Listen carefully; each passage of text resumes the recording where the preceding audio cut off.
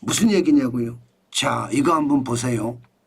제가 계속 말씀드리고 있는 것 중에 하나인데요. 한국은행이 한일이에요. 한일. 국내 총생산 대비 민간 부채 비율을 비교 분석하는 보고서를 냈습니다.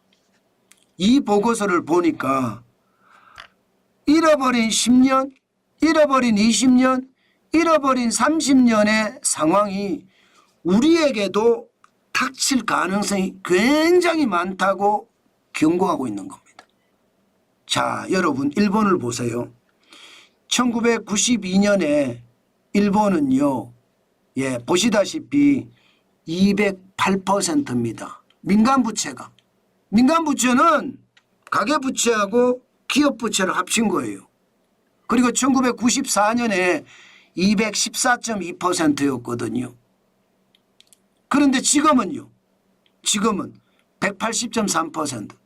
지금 우리가 생각을 해보면 일본의 버블이 붕괴된 게 1991년을 봐야 되거든요.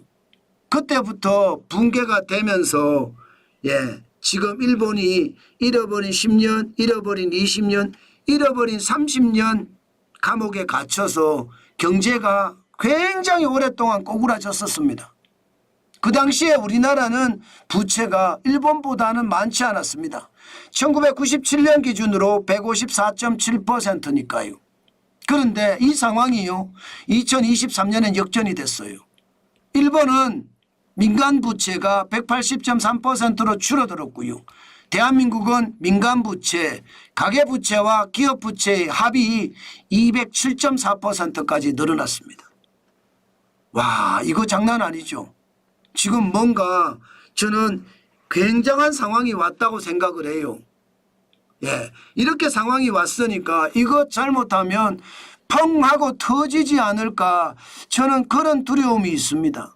자, 그러면 잃어버린 10년, 잃어버린 20년, 잃어버린 30년이 어떻게 오느냐?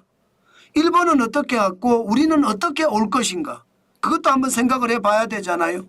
기본적으로 여러분, 기업은요, 부채가 있더라도 투자 개념입니다. 그리고 사업을 잘해서 그 투자를 다시 회수할 수 있습니다. 그런데 가계는요. 가계는 그야말로 짐입니다. 짐. 빚더미라고 이야기하면 됩니다. 부채. 지금 가계부채가 대한민국이 장난 아닙니다. 전 세계 44개국을 조사를 했는데 그중에 대한민국은 5위입니다. GDP 대비해서 90.7%예요. 스위스가 125.7%고요. 호주가 111.5%, 그리고 캐나다가 100.1%고요. 네덜란드가 94.2%, 그리고 대한민국입니다. 그 다음이 뉴질랜드고요. 미국은 70.5%밖에 안 되고요. 일본은 65.1%입니다. 거기에 비하면 대한민국 90.5%, 90.7%라는 것은 굉장히 많죠. G20 국가들의 평균이 61.2%니까 우리가 그러면 90.7%는 그렇게 걱정되지 않네, 이렇게 생각할 수도 있습니다. 아닙니다. 기본적으로 여러분, 가계부채 비율은 80%가 넘어서잖아요. 그러면 소비에 충격을 줍니다. 돈을 안 씁니다. 빚 갚느라고 돈을 쓸 수가 없어요. 이게 문제인 거예요. 빚 갚느라고 돈을 못 써요? 그러면 소비를 안 해요? 소비를 안 하면요. 내수는 어떻게 돼요? 내수는 계속 꼬꾸라지는 거예요. 내수가 점점 나빠지는 거예요. 더 심각한 것은요. 더 심각한 것은 일본보다 우리가 더 나쁘다 이렇게 이야기하는 것은요. 돈의 쏠림이 부동산으로 가 있다는 거예요. 부동산으로. 지금 보시는 것처럼 2014년 대한민국의 부동산 신용 잔액은요. 913조 8천억 원이었습니다. 그런데 2024년 10년이 딱 지났습니다. 10년 1932조 5천억 원입니다. 10년 새에 111.5% 1018조 7천억 원이 됐습니다. 7천억 원이 늘었습니다. 엄청나잖아요. 그러면 여러분, 가게 입장에서는 빚이 많아서 빚 갚느라고 정신이 없는데 알고 봤더니 전부 부동산을 산 거잖아요. 부동산. 예. 그런데 이 부동산이 계속 버텨줄 수 있을까요? 그게 문제죠. 경제가 나빠져요. 지금 가게가 소비를 안 해. 소비의 주체가 가게인데 그런데 소비를 안 해. 그러면 여러분 소비를 안 하면 경기가 꼬꾸라질 수밖에 없습니다. 내수가 침체로 갈 수밖에 없습니다. 내수가 침체로 가면 갈수록 사람들이 부동산을 자꾸 내놓게 돼요. 부동산을 자꾸 내놓게 돼요. 지금도 말입니다. 자영업자 소상공인 중심으로 부동산을 내놓잖아요. 연끌한 사람들이 부동산을 내놓잖아요.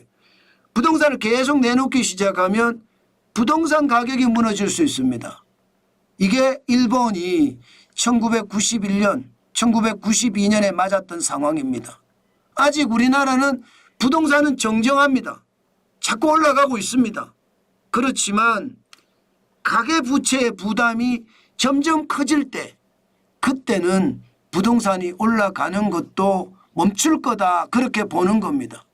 그렇게 됐을 때 과연 우리가 어떻게 할 것인가 그 생각을 해야 되거든요. 예, 기본적으로 돈을 뿌렸으니까 물가는 올라가 있을 거고요. 물가는 올라간 상태에서 부동산은 무너질 거고요. 이런 상황이라면 아마 기준금리의 역할도 제대로 하지 못할 거예요. 결국은요, 저는 일본이 걸렸던 잃어버린 10년, 잃어버린 20년, 잃어버린 30년의 상황 우리에게도 닥친다 생각합니다. 현재 2025년을 보면 한국 경제 성장률이 0.8%입니다. 0.8%라는 수준은 글로벌 금융위기 때 0.8% 예상했거든요. 그렇게 생각하면 우리 경제가 진짜 어렵다 이렇게 이야기할 수 있습니다. 그만큼 말입니다. 부채 폭발의 더미가 그만큼 시장에 영향을 준다는 겁니다. 여러분 우리가 생각을 해보자고요. 가계부채가 90%가 넘어요. 그러면 물론 GDP 대비입니다. 가계부채가 GDP 대비 90%가 넘는다고요. 그러면 소비를 할까요? 일반적으로 GDP 대비 80%가 넘으면 소비를 안 한다고 했습니다. 경제에 충격을 준다고 했습니다. 그런데 90%예요. 그러면 소비를 안 하게 되잖아요. 그렇게 되면 경제가 조금 무너질 거예요. 저성장이 깊어진다는 뜻이에요. 저성장이 깊어지면 깊어질수록 사람들이요. 자영업자든 소상공인이든 지금 그랬듯이 집을 내놓습니다. 자꾸 빚을 지면 안 되니까. 그러면 집값이 무너질 수 있습니다. 집값이 무너졌을 때 잃어버린 10년, 잃어버린 20년, 잃어버린 30년이 시작된다는 겁니다. 그만큼 저성장의 깊이가 깊어져서 길게 이어진다는 이야기입니다. 문제는 해결책이 있어야 되잖아요. 해결책이 있어요. 저는 제가 봐서 대한민국 해결책이 있습니다. 뭐냐? 여러분 기본적으로 자영업자 소상공인들이 고용을 쉽게 할 수 있어야 돼요. 고용을 쉽게. 예, 중소기업이 고용을 쉽게 할 수 있어야 돼요. 최저임금이 너무 높아서 고용 못하거든요. 고용하게 해줘야 돼요. 주 52시간제 이거 빨리 개선해야 됩니다. 일하고 싶은 사람 일 더하게 해줘서 소득을 더 많이 창출할 수 있게끔 만들어줘야 됩니다. 예, 게다가 징벌적인 규제들 지금 민주당이 또 쏟아내고 있는데 그 징벌적인 규제가 결국 독이 될 수 있습니다. 독이 됐을 때는 우리 경제 상황은 더욱더 악화될 겁니다. 그렇게 되면 자꾸 돈만 풀려고 들 거거든요. 그때 대한민국은 베네수엘라로 갈 수 있다는 것 저는 충분히 볼 수 있습니다. 그만큼 말입니다. 한국은행의 충격적인 보고서는 그만큼 시장에 충격을 지금 이야기하고 있다. 이렇게 얘기해도 틀리는 말이 아니라는 뜻입니다.